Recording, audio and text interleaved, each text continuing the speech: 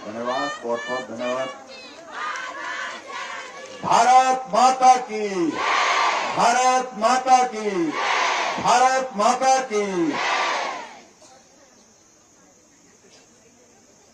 आज के इस महिला मोर्चा के हमारे बहुत ही जो जोश भरा कार्यक्रम, जिसको मैं कह सकता हूं, इस कार्यक्रम में हम सबके लिए अपनी शुभकामनाएं देने के लिए दिल्ली से विशेष तौर से हमारे बीच में पधारी हैं, जिनको आप लोगों ने, हम लोगों ने, पूरे देश ने, पूरी दुनिया ने एक बार नहीं अनेक बार टेलीविजन की स्क्रीन में देखा। जो भारतीय जनता पार्टी का पक्ष बहुत प्रभावी ढंग से रखती है, चाहे वो लोकसभा के अंदर की बात है, चाहे वो मीडिया के सामने बात है, चाहे वो जनसभा की बात है। प्रवक्ता के नाते आपकी एक अलग पहचान है और आजकल आपके पास जो महकमा है फॉरेन अफेयर्स का, यानी कि विदेश मंत्रालय का महकमा आपके पास, और साथ में आपके पास कल्चर का महकमा भी है। ऐसे हमारे दिल्ली से आज बहुत दूर यहां देवभूमि हिमाचल प्रदेश के पहाड़ में जंजैहली में पहुंची आदरणीय श्रीमती मीनाक्षी लेखी जी, जिनका आपने बहुत प्रभावी संबोधन अभी सुना, जो महिलाओं के बीच में प्रभावी ढंग से अपनी बात रखती हैं, तर्क के साथ रखती हैं। ऐसी हमारी महिला मोर्चा की प्रदेश की अध्यक्षा श्रीमती रश्मिधर सूद जी, जो हमारे टूरिज्म हमारा डिपार्टमेंट है, टूरिज्म बोर्ड की वाइस चेयरपर्सन भी हैं। जिला की हमारी महिला मोर्चा की अध्यक्षा और काउंसलर श्रीमती सुमन ठाकुर जी, प्रदेश की महिला मोर्चा की महामंत्री, जो बहुत जोश भरे शब्दों में न अपनी बात कही, विद्यार्थी परिषद में जब काम करते थे तो बहुत जबरदस्त प्रभावी भाषण देती थी, और आज भी उसी भाषा में उसी तरह की आपकी जो है वो जो तेज तरार छवि है। मांचली ठाकुर जी, हमारे बीच में दिल्ली से हमारी मदद करने के लिए आए पूर्व विधायक श्री मनोज कुमार जी, और राणा जी हमारे पहले परिचित हैं यहाँ, सत्यप्रकाश राणा जी, जो आप एक पूर्व विधायक हैं दिल्ली से, जो मदद करने के लिए हिमाचल प्रदेश में यहाँ आए हैं। महिला मोर्चा की हमारी मंडल की अध्यक्षा और जिला परिषद की सदस्य, जिनने गीत भी गाए, और मुझे मालूम नहीं मीनाक्षी जी को कितना समझ में आया, ये पहाड़ी भाषा में गाया है, अपनी यहाँ की जो हमारी भाषा है, जो डायलेक्ट है। तो किमदासी जी बहुत अच्छी तरह से गाती हैं और अच्छी तरह से अपनी बात करती हैं। हमारे बीच में मंडल के अध्यक्ष भागीरथ जी, पार्टी के हमारे साथी गुलजारी लाल जी, भीषम जी, जिला परिषद की हमारी सदस्य रजनी ठाकुर जी, मीरा चौहान जी, ब्लॉक समिति की वाइस चेयरपर्सन भारती शर्मा जी, महिला मोर्चा के सभी पदाधिकारी। आज पुरुषों का नाम हम नहीं लेंगे भाई, आप बुरा माने चाहे अच्छा माने, लेकिन पुरुष खड़े हैं तो आपको भी मैं धन्यवाद करता हूं कि आपने महिलाओं के लिए कुर्सियां छोड़ी हैं। और ये वक्त आने वाले समय में ऐसा और आगे आ सकता है जब कुर्सी छोड़नी पड़ेगी। मुझे मालूम नहीं मोदी जी के दिमाग में कब आ जाएगी, तो बहुत सारे लोग जहां मंच पर भी बैठे हैं तो उनको भी तो इसलिए सारी चीजें इस प्रकार की आने वाले समय में होनी है। और यहाँ हमारी मातृशक्ति, जो हमारी आबादी का प्रतिशत हिस्सा है देश में, प्रदेश में। भाइयों बहनों और पत्रकार मित्रों, मुझे आज के कार्यक्रम में बहुत ज्यादा नहीं कहना है। एक लंबा अरसा हो गया था आप सबसे मिलने का, सामूहिक रूप से मिलना नहीं हो पा रहा था, अलग अलग जहां कहीं चलते चलते मिलना हुआ, काम के सिलसिले में मिलना हुआ, इस तरह से। लेकिन मुझे आज के इस कार्यक्रम में रहना इसलिए था कि मीनाक्षी जी दिल्ली से आ रही हैं और दिल्ली से यहां पर आए तो हम उनकी जो है हम उनका स्वागत करें यहां पर। इसलिए मेरा यह दायित्व तो बनता था कि मैं इनका अभिनंदन करने के लिए यहां पर। और उसके साथ दूसरी वजह यह बनती है कि सामूहिक रूप से मैं आप सबका आभार व्यक्त कर सकूं, क्योंकि आप सबके सहयोग से, समर्थन से, शुभकामनाओं से ये सफर जहां तक का हम कर पाए हैं। और इसमें हर कदम पर चट्टान की तरह हमारी माताओं बहनों का बहुत बड़ा योगदान है। और जब आप सबका सहयोग नहीं रहता तो मैं समझता हूं बहुत कठिन था। मैं मीनाक्षी जी से बात कर रहा था, ये ऐसा क्षेत्र भी रहा है जहां मुझसे पहले मेरी पार्टी की जमानतें जब्त होती थी। और आज मुझे इस बात को लेकर के सभी भाई बहनों का, आप सबका आशीर्वाद मिला। मेहनत की, कठिन काम था, मुश्किल था, जटिल था, लेकिन एक इरादे के साथ, मजबूत इरादे के साथ आगे बढ़े। और हमने एक बात कही थी कि हिमाचल प्रदेश में हमारे आने वाले समय में सराज विधानसभा क्षेत्र की हमारी महत्वपूर्ण भूमिका हो। और इसलिए हम हमेशा कहते थे शिखर की ओर सराज, और आज उसी नारे को हम कहते हैं शिखर की ओर हिमाचल। आप सबकी बदौलत ये सब संभव हुआ है, उसके लिए मैं आप सबसे बहुत धन्यवाद करता हूं। जय राम जी को जय श्री राम, जय श्री राम, जय श्री राम। जय राम जी को जय श्री राम, जय श्री राम, जय श्री राम। अब जिम्मेवारी इस प्रकार की है, मेरा मन हो करके भी जितना समय मैं आप सबके बीच में देना चाहता हूं उतना नहीं दे पा रहा। कई बार आप लोग भी इस बात को लेकर के सोचते होंगे हमारी बात नहीं हो पाई, मुलाकात तो हुई लेकिन बात नहीं हो पाई। और कई बार तो ऐसी स्थिति हो जाती है कि आप लोग निराश भी हो जाते हैं। कई बार काम के सिलसिले में जिस तरह से आपको पहले मिलते थे, हम पहले मिलते थे, घर में आके मिलते थे, गांव में आके मिलते थे, बात करते थे, एक एक परिवार से इस तरह के एक रिश्ता हमने जोड़ा इस विधानसभा क्षेत्र में और सबके साथ काम करते हुए। और जिस कारण से आप लोग जुड़ते गए और अब जुड़ते जुड़ते आज इस विधानसभा क्षेत्र में हम हों चाहे ना हों, हम पहुंचे चाहे ना पहुंचे, हम काम करने के लिए आप सबके बीच में साथ में चल रहे हैं, नहीं चल रहे हैं, लेकिन उसके बावजूद आप लगातार चल रहे हैं, लगातार काम कर रहे हैं, उसके लिए मैं आप सबका बहुत बहुत धन्यवाद।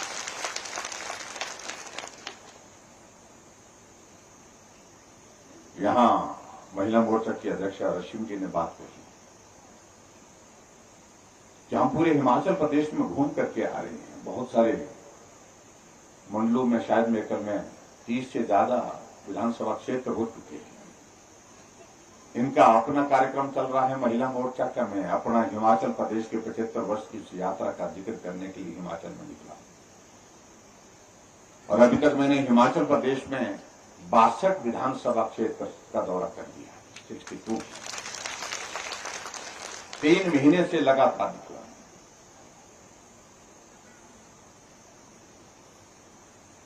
और आज मैं इस बात को जब मैं सुन रहा था, उन्होंने कहा कि अब की बार अगर हिमाचल प्रदेश में हम माहौल को जिस प्रकार से देख रहे हैं, भारतीय जनता पार्टी की सरकार तो निश्चित रूप से बनेगी, लेकिन उसमें सबसे बड़ी भूमिका, निर्णायक भूमिका अगर होगी तो हमारी माताओं बहनों की होगी, महिलाओं की।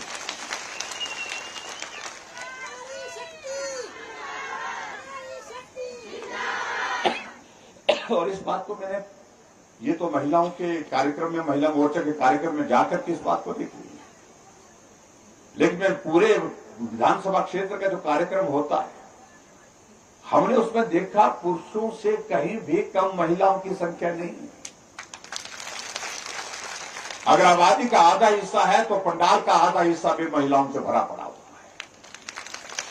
महिला मोर्चा जिंदाबाद जिंदाबाद जिंदाबाद। और इसलिए जिंदाबाद जिंदाबाद जिंदाबाद। और इसलिए मैं भी इस बात को कह सकता हूं, ये अब की बार हमें पूरे हिमाचल प्रदेश में जाकर के जो देख रहे हैं उसमें एक चीज तो तय है, बाकी का वोट आएगा लेकिन महिलाओं का वोट कहीं नहीं जाएगा, सिर्फ भाजपा को।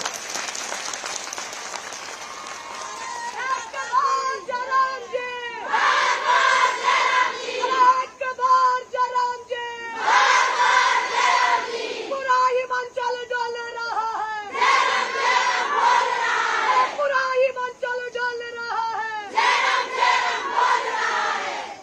क्योंकि हमारी योजना इस प्रकार से हमने केंद्रित की है, हमने फोकस किया है गरीब के करीब रह करके काम।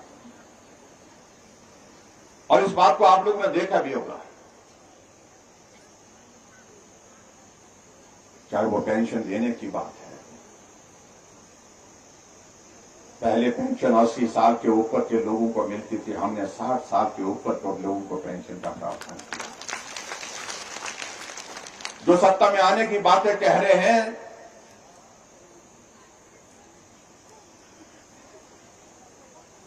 वो हिमाचल प्रदेश में 4 लाख लोगों को पेंशन देते थे, हम आज 7.5 लाख लोगों को पेंशन देते हैं। वो 400 करोड़ रुपए पेंशन पर खर्चते थे, हम 1300 करोड़ रुपए खर्च कर रहे हैं। और उसके बाद महिलाओं के लिए क्या किया?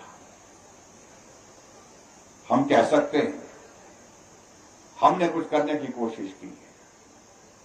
हमने हिमाचल प्रदेश में महिला सशक्तिकरण की मैं बात कहूं, जब हमें हिमाचल प्रदेश में ग्रामीण विकास पंचायती राज मंत्री था 2010 में, अगर पूरे देश भर में दूसरे नंबर पर कोई प्रदेश ऐसा था जहां पंचायतों में महिलाओं को 50% आरक्षण दिया तो हिमाचल प्रदेश में उसने किया। और अगर आज की अगर मैं बात कहूं, हर घर में गैस का चूल्हा पहुंचाना काम कठिन था, लेकिन कभी भी हमारे विपक्ष के लोगों के ध्यान में नहीं आया। आज हिमाचल प्रदेश में गरीब से गरीब परिवार होगा, लेकिन घर के अंदर गैस का चूल्हा उसके भी होगा।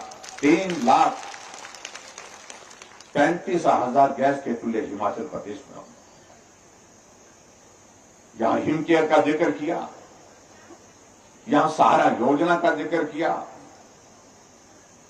हमने और भी योजना बनाई। जो हमारी गरीब परिवार की बेटी है, उस गरीब परिवार की बेटी की, बीपीएल परिवार की बेटी जो है, जब उस बेटी की शादी होगी तो शादी के दिन हमने एक नई योजना बनाई, मुख्यमंत्री शगुन योजना। उस बेटी के लिए शादी के दिन 31,000 रुपये शगुन के रूप में उस बेटी को मदद कर। हमने कुछ दिन पहले कार्यक्रम बैजनाथ विधानसभा क्षेत्र में किया, और बैजनाथ विधानसभा क्षेत्र में हमने शगुन योजना के अंतर्गत जो है लाभार्थी उनको भी बुलाया। और उस कार्यक्रम में कुछ बेटियां थी जिनकी शादी हुई थी, जिनको शगुन योजना का 31,000 रुपये उनके खाते में गया। उनके साथ संवाद करने का अवसर प्राप्त हुआ, बात करने का अवसर प्राप्त हुआ। एक बेटी वहां पर मंच पर आई, तो मैंने उसको शुभकामनाएं दी, बहुत बधाई है आपको, शादी हुई आपको शुभकामनाएं आगे के जीवन के लिए।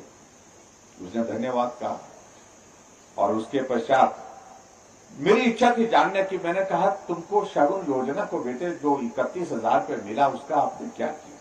अपने खाते में डाला, अपने पति के खाते में डाला, खर्च कर लिए, क्या किया? उस बेटी ने कहा,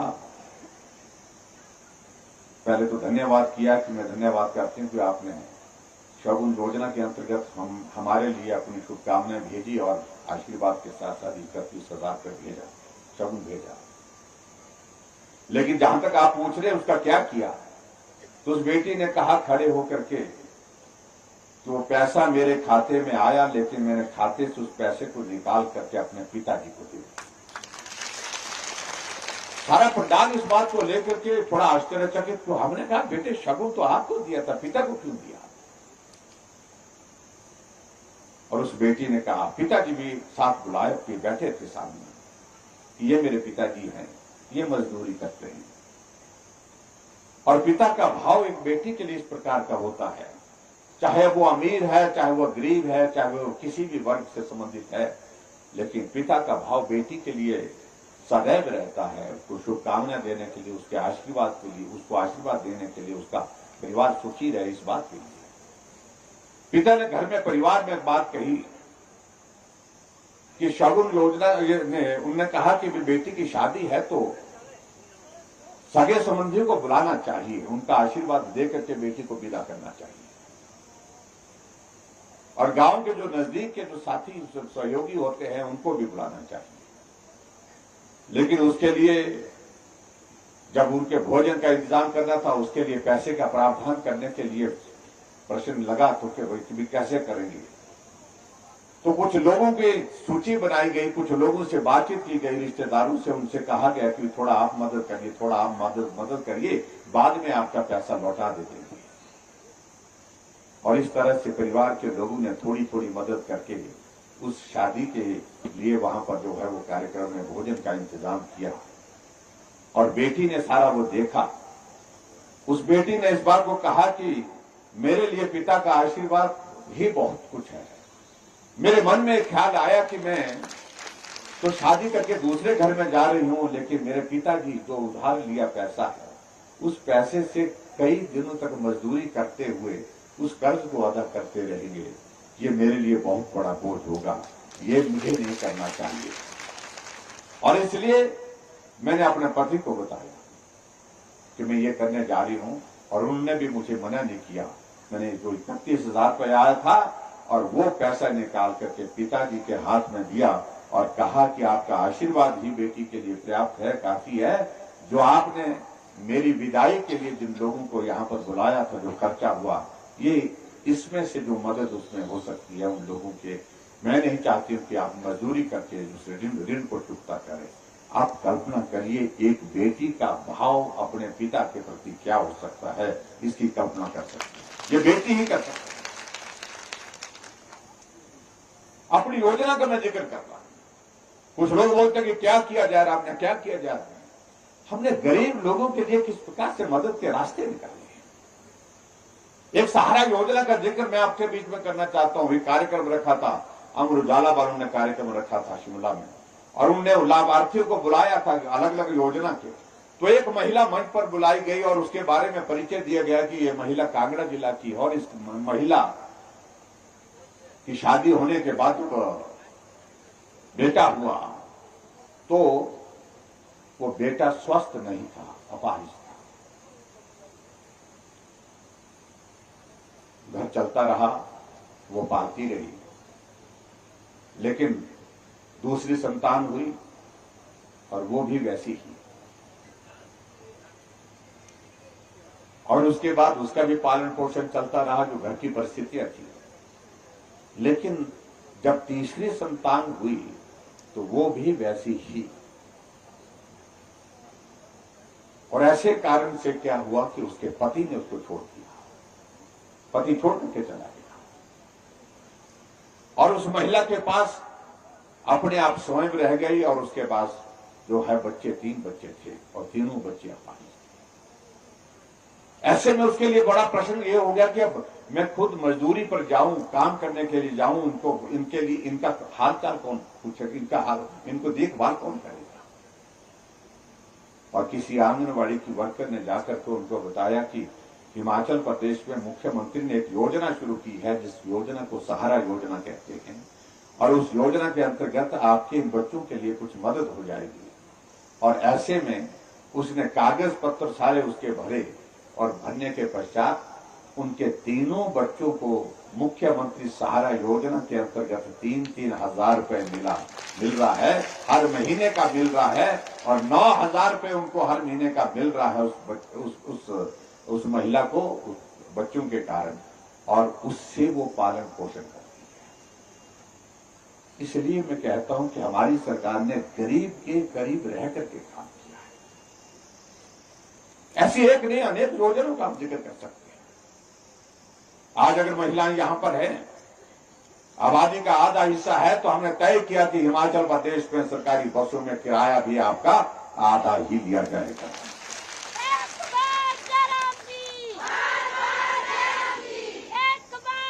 और आगे बढ़कर के हमने एक और निर्णय लिया, और वो निर्णय हमने हिमाचल प्रदेश में ये लिया कि हिमाचल प्रदेश में जो सेल्फ हेल्प ग्रुप जो है, छोटे छोटे जो अपना काम शुरू कर दिया है, उन महिलाओं ने अपना रोजगार का जरिया खड़ा कर दिया, उनको मदद करनी चाहिए।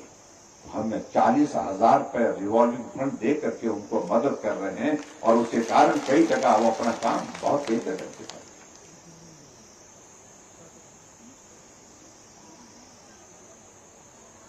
और आगे बढ़कर के मुख्यमंत्री स्वावलंबन योजना के अंतर्गत हमने ये भी तय किया हिमाचल प्रदेश में, अगर कोई बेटी अगर मुख्यमंत्री स्वावलंबन योजना के अंतर्गत कोई काम शुरू करना चाह रही है, स्टार्टअप शुरू करना चाह रही है, तो सरकार की ओर से 1 करोड़ में से 35 लाख रुपए सब्सिडी, यानी कि 35% सब्सिडी महिला की। ऐसी योजनाओं के माध्यम से हम महिलाओं के उत्थान की दृष्टि से हम काम करने की कोशिश कर रहे हैं। मैं बहुत लंबी बात नहीं कहना चाह रहा हूं। आज जंजैहली में आना हुआ था, और जंजैहली में आकर के मुझे इस बात की खुशी है कि यहां पर भी हमने विभिन्न योजनाओं का उद्घाटन और शिलान्यास का कार्यक्रम यहां पर किया, और मैं ये भी देख रहा था कुल मिलाकर के आज लगभग 29 करोड़ रुपए के उद्घाटन और शिलान्यास आपके यहां पर हुए। जंजैहली में एससी के पीडब्ल्यूडी का ऑफिस का शुभारंभ हुआ। जंजैहली में हमने पीडब्ल्यूडी का रेस्ट हाउस यहाँ सामने बना करके तैयार किया, बहुत सुंदर वो भी बन करके तैयार हुआ, उसके लिए भी बधाई देता हूँ।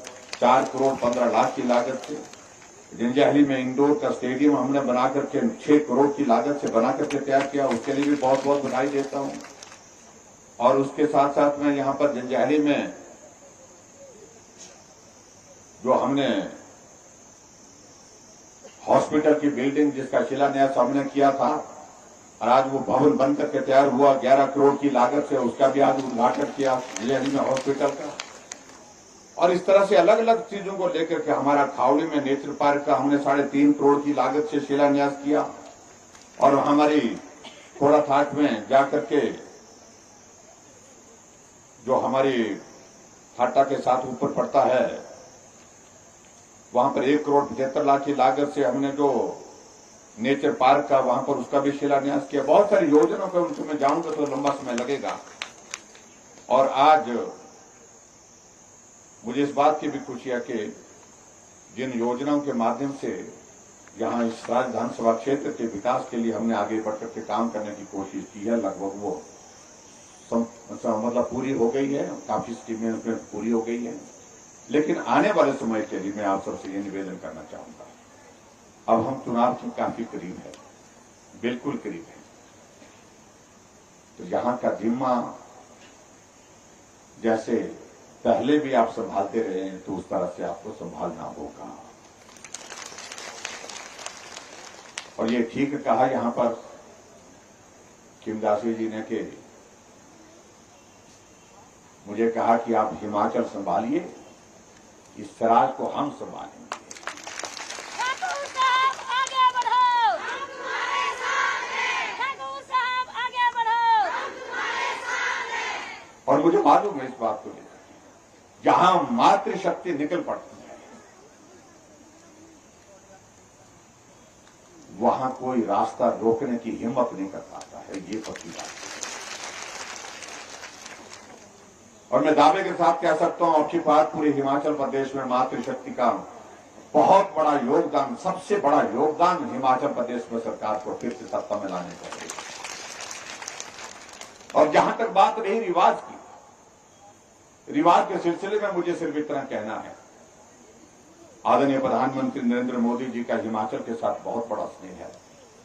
हिमाचल के लिए सदैव वो मदद करते हैं, हट करके मदद करते हैं, जरूरत से जितनी जरूरत है उससे भी ज्यादा आकर के आगे मदद करते हैं।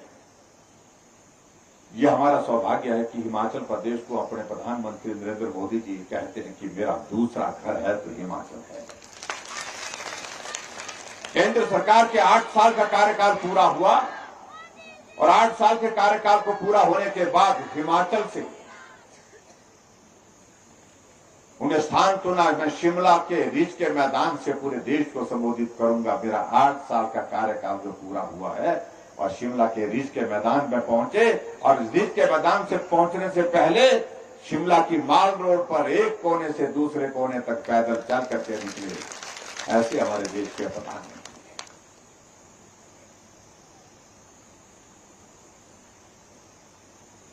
उनके एहसान को हम कभी जीवन में चूकता नहीं कर सकते। हर कदम पर हिमाचल प्रदेश के लिए मदद मिली और आने वाले समय में मुझे आप सबके बीच में सिर्फ इतना कहना है कि हमारा लक्ष्य एक होना चाहिए। इस केंद्र की सरकार मजबूत होनी चाहिए, नरेंद्र भाई मजबूत होने चाहिए, और इसलिए हिमाचल प्रदेश में भारतीय जनता पार्टी की सरकार बहुत जरूरी है, बहुत जरूरी है और बहुत ही जरूरी है।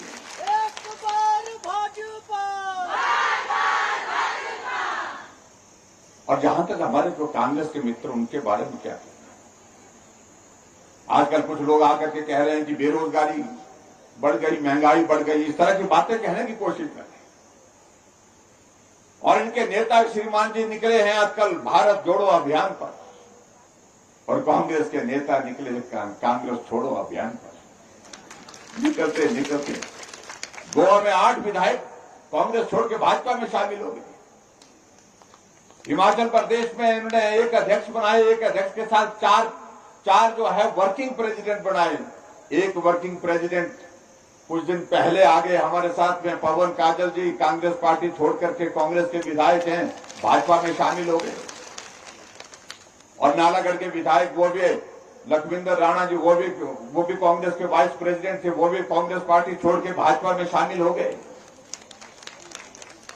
और पिछले कर इनके दूसरे कांग्रेस के वर्किंग प्रेसिडेंट हमारे जो चंबा जिला से ताल्लुक रखते हैं, हर्ष महाजन जी कांग्रेस पार्टी छोड़ करके भारतीय जनता पार्टी में शामिल। बचा ही कुछ नहीं। पूरे देश भर में आप अंदाजा लगाइए क्या स्थिति बनी है। और इसलिए भी इस बात को मैं कह सकता हूं, जो रिवाज बदलने की बात कही है हमने हिमाचल प्रदेश में, हम रिवाज बदलने की बात सिर्फ हिमाचल में नहीं कह रहे हैं, कि रिवाज पूरे देश में बदल गया। अभी जिन 5 प्रदेशों में चुनाव हुए, उत्तराखंड में चुनाव हुआ, कभी सरकार नहीं बनी थी 5 वर्ष के बाद किसी एक दल की। अब की बार भाजपा की सरकार थी, फिर भाजपा की सरकार बनी, रिवाज बदल गया। उत्तर प्रदेश में 37 वर्षों से कोई सरकार 5 वर्ष से ज्यादा नहीं चलती थी, हर बार 5 वर्ष के बाद बदल जाती थी। अब की बार योगी जी थे, योगी जी फिर आ गए, रिवाज बदला ना। गोवा में फिर भाजपा की सरकार, रिवाज बदला। मणिपुर में फिर भाजपा की सरकार, फिर बदला रिवाज। हरियाणा में कभी सरकार बनती थी, जमानत जब्त होती थी ज्यादा सीटों पर, लेकिन दूसरी बार सरकार चल रही है, रिवाज बदला है। तो हिमाचल प्रदेश में भी रिवाज बदलेंगे और हम बदलेंगे। कुछ लोगों ने, नेताओं ने भाषण दिए कि ये तो बड़े बड़े लोग नहीं कर पाए। जयराम ठाकुर तो किस खेत की बोली है, हमें जो मर्जी कहें, लेकिन कुछ काम मैं उनको कहना चाहता हूं कि सारे काम बड़े लोगों से नहीं होते हैं, कुछ काम छोटे लोग भी करते हैं। आओ हम सब छोटे लोग मिलकर के आज तय करते हैं कि अब की बार हिमाचल प्रदेश में हम रिवाज बदल करके छोड़ेंगे और हिमाचल प्रदेश में फिर भारतीय जनता पार्टी की सरकार को सत्ता में लाएंगे। इतना ही मुझे आज के इस कार्यक्रम में आप सबके बीच में कहना है। ये श्राद्ध विधानसभा क्षेत्र हर गांव में जाकर के, घर घर में जाकर के, पैदल चलते, चढ़ाई चढ़ते, चढ़ाई उतरते हुए जिंदगी का बहुत बड़ा हिस्सा गुजरा है। और उस वक्त कोई साथ में चलने वाले लोग थे, तो यही मैं देख रहा हूं कि यही आप लोगों में से बहुत सारे चेहरे ऐसे हैं, उस चढ़ाई को उतरने वाले, चढ़ाई को चढ़ने वाले लोग साथ थे, माताएं बहनें साथ थी।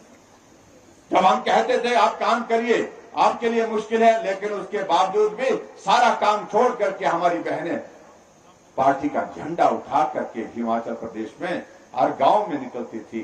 और मेरे श्राद्ध विधानसभा क्षेत्र में आप सब में से बहुत सारे ऐसी महिलाएं हैं, ऐसी हमारी बहनें हैं जिन्होंने घर छोड़ करके 15 दिन के लिए घर छोड़ करके काम किया है। उसके लिए मैं आप सबका बहुत बहुत आभार व्यक्त करता हूं। हम जीवन में एहसान पुख्ता नहीं कर सकते। और इसलिए मैं आप सबके बीच में इतना कहना, जैसे मैं पहले आप सबके बीच में चलता था, आपके बीच में रह करके काम करता था, आपसे मिल करके काम करता था, उसमें थोड़ी कठिनाई मुझे आएगी कि मुझे पूरे हिमाचल प्रदेश में घूमना है, पूरे हिमाचल प्रदेश में जाना होगा। तो यहां जयराम ठाकुर बन करके आप सब काम करेंगे, यही मेरा निवेदन है। और फिर आगे का दौर आएगा, किसी के काम में अगर कमी रहेगी तो हम यहां करेंगे, उसको पूरा करेंगे। जहां जिस रूप में मदद हो सकती है उस तरह से मदद करेंगे। इतना मैं आप सबके बीच में कहना चाहता हूं। और मैं इस राज विधानसभा क्षेत्र का जिम्मा अपनी माताओं बहनों के ऊपर छोड़ करके जा रहा हूं। इस राज जिताने का जिम्मा आपके ऊपर है और हिमाचल जिताने का जिम्मा हमारे ऊपर है। और एक सराजी को एक मौका मिला है और सही मायने में अगर जिस काम को कोई नहीं कर पाए आज से पहले, सरकार को फिर से दोबारा नहीं बना पाए, अगर ये सराजियों के हाथ से ये काम होगा तो लंबे समय तक के लिए इतिहास में ये दर्ज रहेगा कि कौन थे तो सराजी था बोलना। एक बार जयराम जी, बार-बार जयराम जी, एक बार जयराम जी, बार-बार। इसलिए आप सबकी शुभकामनाएं लेकर के आगे बढ़ो, हम तुम्हारे साथ हैं। जयराम जी अब आगे बढ़ो, हम तुम्हारे साथ हैं। आप सबकी शुभकामनाएं लेकर के हम आगे बढ़ेंगे, निश्चित रूप से बढ़ेंगे। और मुझे पूरा भरोसा है जहां आपका आशीर्वाद है कोई बाधा नहीं आ सकती, कोई रास्ता नहीं रोक सकता है। इतनी बात कहते हुए एक बार मीनाक्षी जी का फिर मैं यहाँ सराज विधानसभा क्षेत्र में आने के लिए आपका अभिनंदन करता हूँ, आपका स्वागत करता हूँ। आपका समय हमको मिला, आपका बहुत बहुत आभार। नमस्कार, जय हिंद।